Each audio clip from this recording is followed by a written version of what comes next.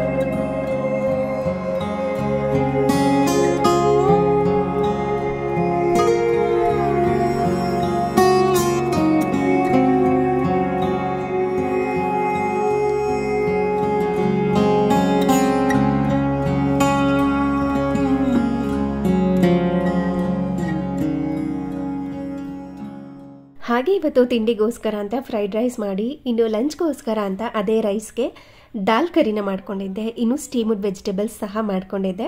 ಆ ರೆಸಿಪಿನೆಲ್ಲ ತೋರಿಸ್ತೀನಿ ಇವತ್ತಿನ ವಿಡಿಯೋದಲ್ಲಿ. ಅದಕ್ಕೆ ನಾನು ಬಳಸ್ತಾ ಇರೋದು ಅಗೈರೋ ರಾಯಲ್ ಎಲೆಕ್ಟ್ರಿಕ್ ರೈಸ್ ಕುಕ್ಕರ್ನ. ಇದ್ರ ಕೆಪಾಸಿಟಿ ಬಂದು 5 ಲೀಟರ್ ಇರುತ್ತೆ.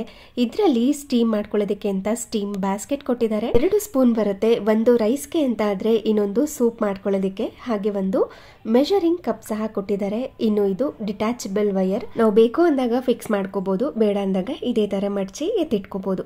ಹಾಗೆ ಇದು ಅಡುಗೆ ಮಾಡ್ಕೊಳ್ಳುವಾಗ ಸ್ಟೀಮ್ ಹೋಗ್ತಾ ಇರುತ್ತೆ ಅಲ್ವಾ, ಅದಕ್ಕೋಸ್ಕರ ಇದನ್ನ ಈ ತರ ಓಪನ್ ಮಾಡಬಹುದು. ಹಾಗೆ ಇದು ಹ್ಯಾಂಡಲ್ ಕೊಟ್ಟಿದ್ದಾರೆ, ತುಂಬ ಕೂಲಾಗಿರುತ್ತೆ. ಹಾಗೆ ಇದು ಲಾಕ್ ಆಗೋದಕ್ಕೆ ಮತ್ತೆ ಓಪನ್ ಮಾಡ್ಕೊಳ್ಳೋದಕ್ಕೆ, ಜಸ್ಟ್ ಇದನ್ನ ಪ್ರೆಸ್ ಮಾಡಿ ಓಪನ್ ಮಾಡ್ಕೊಳ್ಳೋದಷ್ಟೇ. ಹಾಗೆ ಇದು ಲಾಕ್ ಆಗೋದಕ್ಕೆ. ಹಾಗೆ ಇದು ಲಿಡ್ ಬರುತ್ತೆ. ಇದನ್ನ ಅಂದ್ರೆ ಲಿಡ್ನ ಕಂಪ್ಲೀಟ್ ಆಗಿ ಓಪನ್ ಮಾಡೋದಕ್ಕಾಗೋದಿಲ್ಲ, ಅಂದ್ರೆ ಸೆಪರೇಟ್ ಮಾಡೋದಕ್ಕಾಗೋದಿಲ್ಲ, ಅದು ಅಲ್ಲೇ ಅಟ್ಯಾಚ್ ಆಗಿರುತ್ತೆ. ಹಾಗೆ ಇದು ಸ್ಟೀಮ್ ಎಲ್ಲ ಕಲೆಕ್ಟ್ ಆಗೋದಕ್ಕೆ ಕೊಟ್ಟಿದ್ದಾರೆ. ಅದನ್ನ ಈಸಿಯಾಗಿ ರಿಮೂವ್ ಮಾಡಿ ಅದರಲ್ಲಿ ಇರುವಂತ ನೀರನ್ನೆಲ್ಲ ತೆಗಿಬಹುದು. ಹಾಗೆ 5 litre ceramic coated inner bowl ಸಹ ಕೊಟ್ಟಿದ್ದಾರೆ. ಇದರಲ್ಲೂ ಸಹ ಮೆಜರಿಂಗ್ ಎಲ್ಲ ಬರ್ತಿದ್ದಾರೆ, ನಾವು ಈಸಿಯಾಗಿ ಫೈಂಡ್ ಮಾಡಬಹುದು. ಹಾಗೆ ಇಲ್ಲಿ ನೀರ್ ಆಗದೆ ಇರೋ ತರ ನೋಡ್ಕೋಬೇಕು ನಾವು. ಇದು ಮಲ್ಟಿ ಫಂಕ್ಷನಲ್ ಸ್ಮಾರ್ಟ್ ಕುಕ್ಕರ್ ಆಗಿರುತ್ತೆ. ಇದ್ರ ಪ್ಯಾನೆಲ್ ಅಂದ್ರೆ ಡಿಸ್ಪ್ಲೇ ನೋಡ್ತಿರ್ಬೋದು. ಇದರಲ್ಲಿ 5 ಪ್ರೀಸೆಟ್ ಕುಕಿಂಗ್ ಇರುತ್ತೆ, 4 ಮಲ್ಟಿ ಕುಕಿಂಗ್ ಫಂಕ್ಷನಲ್ ಇರುತ್ತೆ. ಅಂದ್ರೆ ವೈಟ್ ರೈಸ್ ಮಾಡ್ಕೊಳ್ಳೋದಕ್ಕೆ, ಓಟ್ ಮೀಲ್ ಮಾಡ್ಕೊಳ್ಳೋದಕ್ಕೆ, ಕಿನೋವಾ, ಮಲ್ಟಿ ಗ್ರೇನ್ ಸಾಟೆ ಅಂತ ಇದು ಪ್ರೀಸೆಟ್ ಆಗಿರುತ್ತೆ. ಹಾಗೆ ಕೆಳಗಡೆಗೆ ಬಂದ್ರೆ ಸ್ಟೀಮ್ ಆಗಿರ್ಬೋದು, ಡಿಲೇ ಕುಕ್ ಆಗಿರ್ಬೋದು, ಹಾಗೇನೆ ಕೀಪ್ ವಾರ್ಮ್ ಆಗಿರ್ಬೋದು, ಕ್ಯಾನ್ಸಲ್ ಅಂತ ಇಷ್ಟೆಲ್ಲ ಕೊಟ್ಟಿರ್ತಾರೆ. ಈಗ ನಾವು ಏನ್ ಪ್ರೀಸೆಟ್ ಇರುತ್ತಲ್ವಾ ಅದನ್ನ ಹಾಗೆ ಯೂಸ್ ಮಾಡ್ಕೋಬೇಕು. ಇನ್ನು ಎಕ್ಸ್ಟ್ರಾ ಕೊಟ್ಟಿರ್ತಾರಲ್ವಾ ಮಲ್ಟಿ ಕುಕಿಂಗ್ ಫಂಕ್ಷನಲ್ ಅಂತ, ಅದರಲ್ಲಿ ನಾವು ಟೈಮ್ನ ಸೆಟ್ ಮಾಡ್ಕೋಬಹುದು. ಇವಾಗ ನಾನಿಲ್ಲಿ 2 ಕಪ್ನಷ್ಟು ಅಕ್ಕಿನ ಹಾಕೊಂಡಿದ್ದೀನಿ. ಹಾಗೆ 4 ಕಪ್ನಷ್ಟು ನೀರನ್ನ ಸೇರಿಸ್ಕೊಂಡು ಸ್ವಲ್ಪ ಉಪ್ಪನ್ನ ಹಾಕಿ ಈ ಲಿಡ್ನ ಕ್ಲೋಸ್ ಮಾಡಿ, ಅದಾದ ನಂತರ ನಾನು ಈ ಕುಕ್ಕರ್ನ ಆನ್ ಮಾಡ್ಕೋತೀನಿ. ಲಿಡ್ನ ಕ್ಲೋಸ್ ಮಾಡಿದಾಗ ನೀವು ಅಬ್ಸರ್ವ್ ಮಾಡ್ಬೋದು ಯಾವ ತರ ಲಾಕ್ ಆಗ್ತಾ ಇದೆ ಅಂತ. ಈ ತರ ಲಾಕ್ ಆಗಬೇಕು. ಅದಾದ ನಂತರ ಹಿಂದ್ಗಡೆ ಏನ್ ವೈರ್ ಕೊಟ್ಟಿರ್ತಾರೆ ಅದನ್ನ ಫಿಕ್ಸ್ ಮಾಡ್ಕೊಂಡು ಸ್ವಿಚ್ ಆನ್ ಮಾಡ್ಕೊಳ್ಳೋದಷ್ಟೇ. ಆನ್ ಮಾಡಿದ ತಕ್ಷಣ ಆಫ್ ಅಂತಾನೆ ಬರುತ್ತೆ. ನಾನು ವೈಟ್ ರೈಸ್ ನ ಸೆಲೆಕ್ಟ್ ಮಾಡ್ಕೊಂಡಿದ್ದೀನಿ. ಕುಕ್ ಎಲ್ಲ ಆದ್ಮೇಲೆ 10 ಮಿನಿಟ್ಸ್ ಇರೋ ಹಾಗೆ ನಮಗೆ ಟೈಮಿಂಗ್ಸ್ ಬರುತ್ತೆ. ಅದಾದ್ಮೇಲೆ ಅದು ಆಟೋಮ್ಯಾಟಿಕ್ ಆಗಿ ಆಫ್ ಆಗುತ್ತೆ. ಅದಾದ್ಮೇಲೆ ನಾವು ಸ್ವಿಚ್ ಆಫ್ ಮಾಡ್ಕೊಂಡು ಇದನ್ನ ಓಪನ್ ಮಾಡ್ಕೊಳ್ಳೋದು. ನೋಡಿ ಎಷ್ಟು ಈಸಿಯಾಗಿ, ಎಷ್ಟು ಪರ್ಫೆಕ್ಟ್ ಆಗಿ ರೈಸ್ ರೆಡಿ ಆಗಿದೆ ಅಂತ. ನಾರ್ಮಲ್ ಆಗಿ ಕುಕ್ಕರ್ ಅಲ್ಲಿ ಮಾಡಿದಾಗ ಒಂಥರ ಅನಿಸ್ತಿರುತ್ತೆ ಮುದ್ದೆ ತರ, ಬಟ್ ಇದೆಷ್ಟು ಉದ್ರುದ್ರಾಗಿ ರೆಡಿ ಆಗಿದೆ. ಮತ್ತೆ ಇದೇ ಕುಕ್ಕರ್ನೇ ಬಳಸ್ಕೊಂಡು ಇದರಲ್ಲೇನೆ ಫ್ರೈಡ್ ರೈಸ್ ಮಾಡ್ಕೋತಾ ಇದ್ದೀನಿ. ನಾನು ಇದಕ್ಕೆ ಸ್ಟೀಮ್ ನ ಸೆಲೆಕ್ಟ್ ಮಾಡ್ಕೊಂಡು ಟೈಮಿಂಗ್ಸ್ ನು ಸಹ ಸೆಟ್ ಮಾಡ್ಕೋತಾ ಇದ್ದೀನಿ. ನಾನಿಲ್ಲಿ 18 ಮಿನಿಟ್ಸ್ಗೆ ಸೆಟ್ ಮಾಡ್ಕೊಂಡು ಇದನ್ನ ಒಂದು ಫ್ಯೂ ಸೆಕೆಂಡ್ಸ್ ಬಿಟ್ರೆ ಅದು ಟೈಮಿಂಗ್ಸ್ ರನ್ ಆಗೋದಕ್ಕೆ ಸ್ಟಾರ್ಟ್ ಆಗುತ್ತೆ. ಆವಾಗ ಇಲ್ಲಿ ಹೀಟ್ ಆಗೋದಕ್ಕೂ ಕೂಡ ಸ್ಟಾರ್ಟ್ ಆಗಿರುತ್ತೆ. ಇವಾಗ ಸ್ವಲ್ಪ ಎಣ್ಣೆನ ಹಾಕಿ ಅದು ಕಾದಾದ ನಂತರ ಶುಂಠಿ, ಬೆಳ್ಳುಳ್ಳಿ, ಹಸಿಮೆಣಸಿನಕಾಯಿನ ಹಾಕಿ ಅವರೇ ಕೊಟ್ಟಿರುವಂಥ ಸ್ಪ್ಯಾಚುಲನ ಬಳಸ್ಕೊಂಡು ಇದನ್ನು ಫ್ರೈ ಮಾಡ್ಕೋತಾ ಇದ್ದೀನಿ. ನಂತರ ಇದಕ್ಕೆ ಸಣ್ಣದಾಗಿ ಹೆಚ್ಚಿಟ್ಕೊಂಡಿರುವಂಥ ಈರುಳ್ಳಿನ ಹಾಕಿ ಮತ್ತೆ ಇದನ್ನು ಸ್ವಲ್ಪ ಹೊತ್ತು ಫ್ರೈ ಮಾಡಿಕೊಂಡು ನಿಮಗೆ ಯಾವ್ಯಾವ ತರಕಾರಿ ಬೇಕು ಅದನ್ನೆಲ್ಲ ಹಾಕಿ ಫ್ರೈ ಮಾಡ್ಕೋಬೇಕು. ನಾರ್ಮಲ್ ಆಗಿ ನಾವು ಪಾತ್ರೆನಲ್ಲಿ ಹೆಂಗೆ ಮಾಡ್ಕೋತೀವಲ್ವ ಅದೇ ಥರನೇ, ಆದರೆ ಇದು ರೈಸ್ ಕುಕ್ಕರಲ್ಲಿ ಮಾಡ್ಕೊಳ್ತಾ ಇರೋದು. ಎಲ್ಲ ಥರ ಅಡುಗೆನೂ ಸಹ ಮಾಡ್ಕೋಬೋದು. ಇದೊಂದೇ ಅಂತಲ್ಲ, ರೈಸ್ ಕುಕ್ಕರ್ ಅಂತ ರೈಸ್ ಮಾತ್ರ ಮಾಡ್ಕೊಳ್ಳೋದು ಅಂತ ಅಲ್ಲ, ಬಿಸಿಬೇಳೆಬಾತ್ ಆಗಿರ್ಬೋದು, ಪಾಯಸ ಆಗಿರ್ಬೋದು, ಕಿಚಡಿ, ತರಕಾರಿನೆಲ್ಲ ಸ್ಟೀಮ್ ಮಾಡ್ಕೋಬೋದು, ಹಾಗೆ ಕರಿ ಆಗಿರ್ಬೋದು, ಗ್ರೇವಿ, ಸಾಂಬಾರ್ ಪ್ರತಿಯೊಂದನ್ನು ಮಾಡ್ಕೋಬೋದು. ಇದು ಮಲ್ಟಿ ಫಂಕ್ಷನಲ್ ಸ್ಮಾರ್ಟ್ ಕುಕ್ಕರ್ ಆಗಿರೋದ್ರಿಂದ ಎಲ್ಲದಕ್ಕೂ ಕೂಡ ಸೂಟ್ ಆಗುತ್ತೆ. ಇವಾಗ ತರಕಾರಿನೆಲ್ಲ ಫ್ರೈ ಮಾಡ್ಕೊಳ್ಳೋವಾಗ ಸ್ವಲ್ಪ ಉಪ್ಪನ್ನ ಹಾಕಿ ಫ್ರೈ ಮಾಡ್ಕೊಂಡಿದ್ದೆ. ನಂತರ ಇದೇ ರೈಸ್ ಕುಕ್ಕರಲ್ಲಿ ಮಾಡಿರುವಂಥ ಅಂದರೆ ಉದ್ರುದ್ರಾಗಿ ರೆಡಿಯಾಗಿರುವಂಥ ರೈಸ್ನ ಹಾಕಿ ಅದಕ್ಕೆ ಸ್ವಲ್ಪ ವಿನೆಗರ್, ಸ್ವಲ್ಪ ಸೋಯಾ ಸಾಸ್ ಮತ್ತು ಪೆಪ್ಪರ್ ಪೌಡರ್, ಜೀರಾ ಪೌಡರ್, ಸ್ವಲ್ಪ ಉಪ್ಪನ್ನ ಹಾಕಿ ಮಿಕ್ಸ್ ಮಾಡಿಕೊಂಡ್ರೆ ಬಿಸಿ ಬಿಸಿ ಆಗಿರುವಂಥ ಫ್ರೈಡ್ ರೈಸ್ ರೆಡಿಯಾಗಿರುತ್ತೆ. ಇನ್ನು 4 ಮಿನಿಟ್ಸ್ ಹಾಗೆ ಇತ್ತು, ಅದನ್ನು ನಾನು ಕ್ಯಾನ್ಸಲ್ ಕೊಟ್ಟೆ. ಅಂದರೆ ಏನು ನಾನು ಸ್ಟೀಮ್ ಸೆಲೆಕ್ಟ್ ಮಾಡ್ಕೊಂಡಿದ್ದೆ ಅದನ್ನು ಕ್ಯಾನ್ಸಲ್ ಕೊಟ್ಟರೆ ಅದು ಆಫ್ ಆಗಿಬಿಡುತ್ತೆ. ಇವಾಗ ಬಡಿಸ್ಕೊತಾ ಇದ್ದೀನಿ. ಪರ್ಫೆಕ್ಟ್ ಅಂದರೆ ಪರ್ಫೆಕ್ಟಾಗಿ ರೆಡಿಯಾಗಿತ್ತು. ಇವಾಗ ಅದೇ ರೈಸ್ ಕುಕ್ಕರ್ನ ಬಳಸ್ಕೊಂಡು ನಾನಿವಾಗ ಕರಿನ ಮಾಡ್ಕೋತಾ ಇದ್ದೀನಿ. ಇದಕ್ಕೂ ಸಹ ನಾನು ಸ್ಟೀಮ್ನೇ ಸೆಲೆಕ್ಟ್ ಮಾಡಿಕೊಂಡು ನಾರ್ಮಲಾಗಿ ನಾವು ಪಾತ್ರೆಗೆ ಎಣ್ಣೆನ ಹಾಕಿ ಅದು ಕಾದಾದ ನಂತರ ಸಾಸಿವೆ, ಕರಿಬೇವಿನ ಸೊಪ್ಪು ಮತ್ತು ಬೆಳ್ಳುಳ್ಳಿನೆಲ್ಲ ಹಾಕಿ ಫ್ರೈ ಮಾಡ್ಕೊಂಡಿದ್ದೀನಿ. ನಂತರ ಈರುಳ್ಳಿನ ಸೇರಿಸ್ಕೊಂಡು ಫ್ರೈ ಮಾಡ್ಕೋತಾ ಇದ್ದೀನಿ. ಅದಾದ ನಂತರ ಟೊಮೆಟೊನು ಕೂಡ ಹಾಕಿ ಫ್ರೈ ಮಾಡಿಕೊಂಡು ಇದಕ್ಕೆ ಸ್ವಲ್ಪ ಈ ಹಂತದಲ್ಲೇ ಮಸಾಲ ಪೌಡರ್ಗಳನ್ನ ಹಾಕೋತಾ ಇದ್ದೀನಿ. ಸ್ವಲ್ಪ ಅರಿಶಿನ ಪುಡಿ, ಅಚ್ಕಾರದ ಪುಡಿ, ಧನಿಯಾ ಪುಡಿ, ಗರಂ ಮಸಾಲ, ಸ್ವಲ್ಪ ಜೀರಿಗೆ ಪುಡಿ, ಸ್ವಲ್ಪ ಉಪ್ಪನ್ನು ಹಾಕಿ ಫ್ರೈ ಮಾಡಿಕೊಂಡು ಅದಾದ ನಂತರ ನೆನೆಸಿಟ್ಕೊಂಡಿರುವಂಥ ಬೇಳೆ ಮತ್ತು ಕಾಳುಗಳನ್ನ ಸೇರಿಸ್ಕೊಳ್ತಾ ಇದ್ದೀನಿ. ನಾನಿಲ್ಲಿ ಸ್ವಲ್ಪ ಮಸೂರ್ ದಾಲ್, ಸ್ವಲ್ಪ ತೊಗರಿಬೇಳೆ, ಸ್ವಲ್ಪ ಹಸಿರು ಕಾಳು ಇಷ್ಟನ್ನು ಕೂಡ 1 ಗಂಟೆ ನೆನೆಸಿಟ್ಕೊಂಡಿದ್ದೆ. ಅದನ್ನು ಇದರೊಳಗಡೆ ಸೇರಿಸಿ ನಿಮಗೆ ಯಾವ ಥರ ಬೇಕು, ಸ್ವಲ್ಪ ತೆಳುವಾಗಿ ಸಾಂಬಾರು ಥರ ಬೇಕು ಅಂದರೆ ಜಾಸ್ತಿ ನೀರನ್ನು ಹಾಕ್ಕೋಬೇಕು, ಕರಿ ಥರ ಬೇಕು ಅಂದರೆ ಸ್ವಲ್ಪ ನೀರನ್ನು ಹಾಕ್ಕೋಬೋದು. ನಂತರ ರುಚಿಗೆ ತಕ್ಕಷ್ಟು ಉಪ್ಪನ್ನ ಸೇರಿಸಿ ಇದನ್ನು ಮಿಕ್ಸ್ ಮಾಡಿಕೊಂಡು ಮತ್ತೆ ನಾನು ಅದನ್ನು ಆಫ್ ಮಾಡ್ಕೊಂಡಿದ್ದೀನಿ. ಅದಾದ ನಂತರ ಲಿಡ್ಡನ್ನು ಕ್ಲೋಸ್ ಮಾಡಿ ನಾನಿಲ್ಲಿ ಮಲ್ಟಿಗ್ರೈನ್ನ ಸೆಲೆಕ್ಟ್ ಮಾಡ್ಕೊಂಡಿದ್ದೀನಿ. ಇದೆಲ್ಲ ಏನು multigrain, white rice, oatmeal ಅದೆಲ್ಲ ಫಿಕ್ಸೆಡ್ ಇರುತ್ತೆ. ನಾನು ಅದನ್ನೇನು ಚೇಂಜ್ ಮಾಡ್ಕೊಳ್ಳೋದಕ್ಕೆ ಹೋಗೋದಿಲ್ಲ, ಅದು ಹಾಗೇ ಆಗುತ್ತೆ. ಅದೆಲ್ಲ ಫಿಕ್ಸ್ ಟೈಮಿಂಗ್ ಇರುತ್ತೆ. ನಾವು ಎಕ್ಸ್ಟ್ರಾ ಬೇಕು ಅಂದರೆ ನಾವು ಮಾಡ್ಕೋಬೋದು. ಹಾಗೆ ಇಲ್ಲಿ ಕೀಪ್ ವಾರ್ಮ್ ಥರ ಇದೆ ಅಲ್ವಾ, ಅದನ್ನು ಸೆಲೆಕ್ಟ್ ಮಾಡಿಕೊಂಡ್ರೆ ನಾವು ಅಡುಗೆ ಮಾಡಿ ಆದಮೇಲೆ ಅದೇ ಆಫ್ ಆಗಿರುತ್ತೆ. ಹಾಗೆ ಅದು ಬಿಸಿಯಾಗೂ ಕೂಡ ಇರುತ್ತೆ. ಕೀಪ್ ವಾರ್ಮ್ ಸೆಲೆಕ್ಟ್ ಮಾಡ್ಕೊಂಡಿದ್ರೆ ಅದು ಬಿಸಿಯಾಗಿ ಕೂಡ ಇರುತ್ತೆ ಎಷ್ಟೇ ಹೊತ್ತಾದ್ರೂ ಕೂಡ. ಅಂದರೆ ನಾವು ಸ್ವಿಚ್ ಆಫ್ ಮಾಡ್ಕೋಬಾರ್ದು ಅಷ್ಟೇ. ನಂತರ ಇವಾಗ ಅದಕ್ಕೆ ಕೊತ್ತಂಬರಿ ಸೊಪ್ಪನ್ನ ಹಾಕಿ ಮಿಕ್ಸ್ ಮಾಡ್ಕೊಂಡಿದ್ದೀನಿ. ನಾನು ಇದನ್ನು ಚಪಾತಿಗೋಸ್ಕರ ಮಾಡ್ಕೊಂಡಿದ್ದೆ, ರೈಸ್ ಜೊತೆಗೂ ಕೂಡ ತಿನ್ಬೋದು. ಇನ್ನು ಇದನ್ನೆಲ್ಲ ಕ್ಲೀನ್ ಮಾಡ್ಕೊಳ್ಳೋದು ತುಂಬ ಸುಲಭ.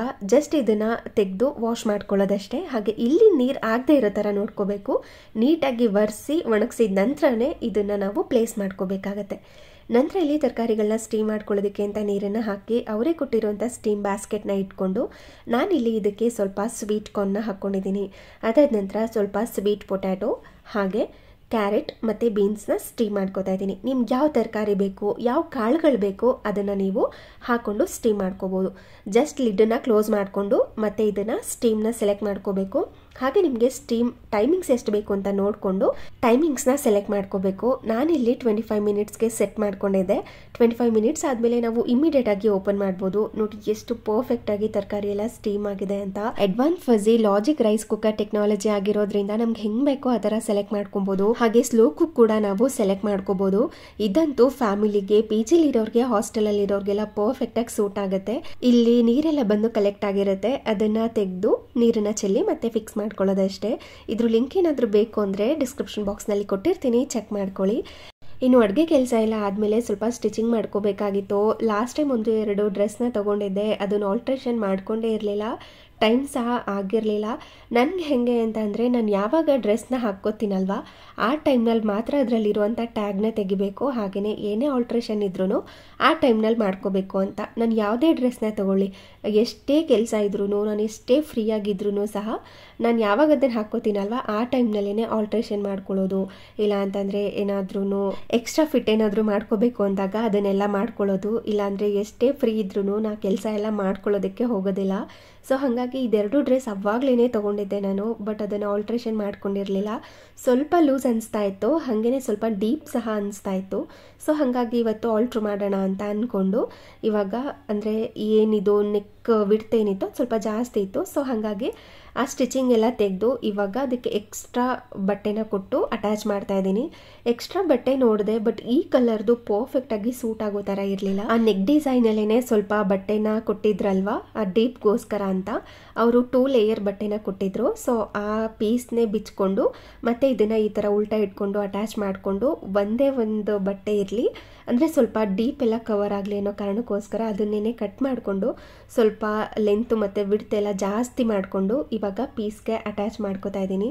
ಕೆಲವೊಂದು ಸರಿ ಹಿಂಗಾಗ್ಬಿಡುತ್ತೆ, ನಮಗೆ ಬೇಕು ಅಂದಾಗ ಸೇಮ್ ಕಲರ್ ಫ್ಯಾಬ್ರಿಕ್ ಸಿಗೋದೇ ಇಲ್ಲ. ಇನ್ನು ಬೇರೆ ಕಲರ್ ಹಾಕೊಂಡ್ರೂ ಕೂಡ ಚೆನ್ನಾಗಿ ಕಾಣೋದಿಲ್ಲ, ಇನ್ನು ವೈಟ್ ಹಾಕೊಂಡ್ರೂ ಕೂಡ ಚೆನ್ನಾಗಿ ಕಾಣೋದಿಲ್ಲ. ಸೊ ಹಾಗಾಗಿ ಅದೇ ಬಟ್ಟೆನ ತೆಗೆದು ಮತ್ತೆ ಹೊಲಿದು ಮತ್ತೆ ಈ ಥರ ಅಟ್ಯಾಚ್ ಮಾಡ್ಕೋತಾ ಇದ್ದೀನಿ. ಈ ಥರ ನಾವು ಹೊರಗಡೆ ಮಾಡಿಸ್ಕೋತೀವಿ ಅಂತಂದ್ರೂ ಕೂಡ ನಾವು ಹೇಳ್ದಂಗೆ ಅವ್ರು ಮಾಡೋದು ಇಲ್ಲ, ಅಟ್ ದಿ ಸೇಮ್ ಟೈಮ್ ಅವರು ಬೇಗ ಕೊಡೋದು ಇಲ್ಲ. ಈ ಚಿಕ್ಕ ಪುಟ್ಟ ಕೆಲಸ ಆದ್ರೂ ಕೂಡ 1 ವೀಕ್ ಅಥವಾ 2 ವೀಕ್ಸ್ ಇಟ್ಕೊಂಡೇ ಬಿಟ್ಟಿರ್ತಾರೆ ಬಟ್ಟೆನ. ಅದಕ್ಕೋಸ್ಕರ ಮನೆಯಲ್ಲಿ ಒಂದು ಮಷಿನ್ ಇತ್ತು ಅಂತಂದರೆ ಈಸಿ ಅಲ್ವಾ, ಬೇಕು ಅಂದಾಗ ನಮ್ಗೆ ಹೆಂಗೆ ಬೇಕೋ ನಾನು ಹಂಗೆ ಆಲ್ಟ್ರ್ ಮಾಡ್ಕೋತೀನಿ. ಅದಕ್ಕೋಸ್ಕರನೇ ಹೇಳೋದು, ಎಲ್ಲ ಹೆಣ್ಮಕ್ಳು ಮನೆಯಲ್ಲಿ, ಅಂದರೆ ಪ್ರತಿಯೊಂದು ಮನೆಯಲ್ಲೂ ಹೆಣ್ಮಕ್ಳು ಇದ್ದೇ ಇರ್ತಾರೆ, ಪ್ರತಿಯೊಂದು ಮನೆಯಲ್ಲೂ ಇರಬೇಕು ಸ್ಟಿಚಿಂಗ್ ಮಷಿನ್ ಅಂತ. ಸೊ ಇವಾಗ ನೋಡ್ತಿರ್ಬೋದು, ಇಷ್ಟು ಡೀಪ್ ಇತ್ತು, ಎಕ್ಸ್ಟ್ರಾ ನಾನು 1 ಇಂಚ್ ಬಟ್ಟೆನ ಕೊಟ್ಕೊಂಡು ಡೀಪ್ನ ಕವರ್ ಮಾಡ್ಕೊಂಡಿದ್ದೀನಿ. ಇನ್ನು ಈ ಥರ ರೆಡಿಮೇಡ್ ಡ್ರೆಸ್ಸಸ್ ಎಲ್ಲ ತೊಗೊಂಡಾಗ ಜಸ್ಟ್ 1 ಸ್ಟಿಚ್ ಅಷ್ಟೇ ಹಾಕಿರ್ತಾರೆ, ಕೆಲವೊಂದು ಸಾರಿ ಬಿಚ್ಚೋಗೋ ಚಾನ್ಸಸ್ ಕೂಡ ಇರುತ್ತೆ. ಸೊ ಹಾಗಾಗಿ ಇನ್ನೊಂದು ಸ್ಟಿಚಸ್ನೆಲ್ಲ ಹಾಕಿ ಕ್ಲೋಸ್ ಮಾಡ್ಕೋತಾ ಇದ್ದೀನಿ. ಹೆಂಗಿದ್ರೂ ಮಷಿನ್ ಮೇಲೆ ಕೂತಿದೆ ಅಲ್ವಾ, ಮತ್ತು ಇನ್ನೊಂದು ಸಾರಿ ಏನು ಮಾಡ್ಕೊಳ್ಳೋದು ಅಂತ ಏನೇನು ಆಲ್ಟ್ರೇಷನ್ ಇತ್ತು, ಸಿಂಪಲ್ ಆಲ್ಟ್ರೇಷನ್ಸ್ಗಳೇನಿತ್ತಲ್ವ ಅದನ್ನೆಲ್ಲ ರೆಡಿ ಮಾಡ್ಕೊಂಬಿಡೋಣ ಅಂತ ರೆಡಿ ಮಾಡ್ಕೋತಾ ಇದ್ದೆ. ಈ ಥರ ಫ್ರೀಯಾಗಿದ್ದಾಗ ಮಾಡ್ಕೊಳ್ಳೋದು, ಇಲ್ಲಾಂತಂದರೆ ಬೇಕು ಅಂದಾಗ ಎಮರ್ಜೆನ್ಸಿ ಅಂದಾಗ ಮಾಡ್ಕೊಳ್ಳೋದಷ್ಟೇ. ಇವಾಗ ಎಲ್ಲ ಆಲ್ಟ್ರೇಷನ್ ಕೂಡ ಆಯಿತು, ಇನ್ನು ನೈಟ್ ಡಿನ್ನರ್ಗೆ ಏನಾದರೂ ಮಾಡ್ಕೋಬೇಕು ಸಿಂಪಲ್ಲಾಗಿ ಅಂತ ಅಂದ್ಕೊಂಡಿದ್ದೀನಿ. ಹಾಗೆ ಇದಾಗಿತ್ತು ಇವತ್ತಿನ ವಿಡಿಯೋ. ಈ ವಿಡಿಯೋ ನಿಮಗೆ ಸ್ವಲ್ಪನಾದ್ರೂ ಇಷ್ಟ ಆಗಿದ್ರೆ, ಯೂಸ್ಫುಲ್ ಅನಿಸಿದ್ರೆ ಪ್ಲೀಸ್ ಒಂದು ಲೈಕ್ ಮಾಡಿ, ಹಾಗೆ ನಿಮ್ಮ ಫ್ರೆಂಡ್ಸ್ ಆ್ಯಂಡ್ ಫ್ಯಾಮಿಲಿಗೆಲ್ಲ ಈ ವಿಡಿಯೋನ ಶೇರ್ ಮಾಡಿ. Thank you.